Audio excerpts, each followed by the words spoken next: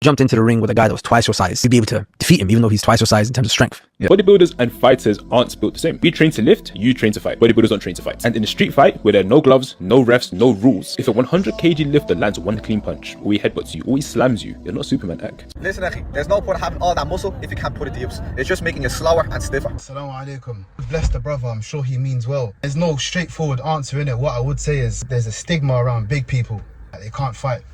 And generally, it is the truth, because a lot of guys who are big, they just work on getting bigger and bigger, but they become less agile, can't maneuver in certain ways. But at the same time, I know a lot of big guys who can fight, but those guys are experienced in boxing. So I guess it goes back to experience in boxing or experience in combat.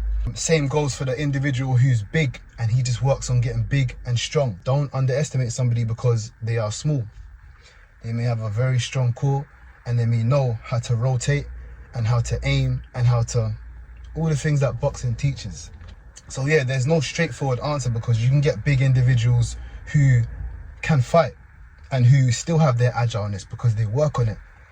But I guess it goes back to worked on it and working on it, you know. But don't assume because you're big and you land that big punch on me. I've been hit by a very, very big person, not inside of the ring, outside of the ring, and it didn't do anything to me.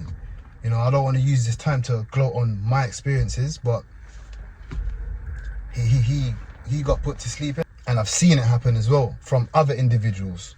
You know, a smaller guy who's more compact and knows and he can handle himself and he's comfortable, and a big guy who's relying on just being big.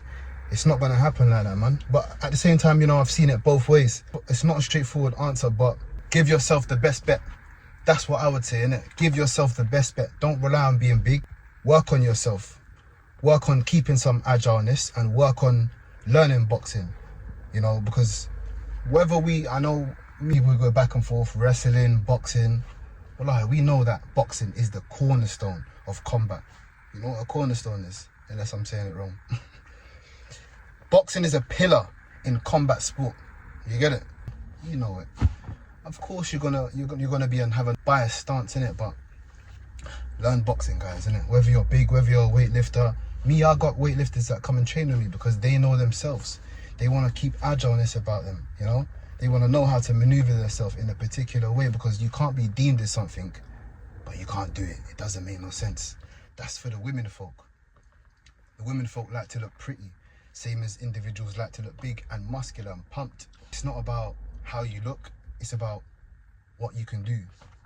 And there's nothing worse than someone who looks like it but can't do it. If I'm walking in the street with my wife and someone says something to her, I'm not going to ask him how much is your weight, how much is your reach or height or this or that. Like, I will stay there and I'm going to take his head off. And this is how I think. Like, this is the fight business. I don't care how much is your weight. If we have a fight, let's fight. If you have 10 extra pounds, congratulations, but that's not going to help you. Yeah, that's my take on it.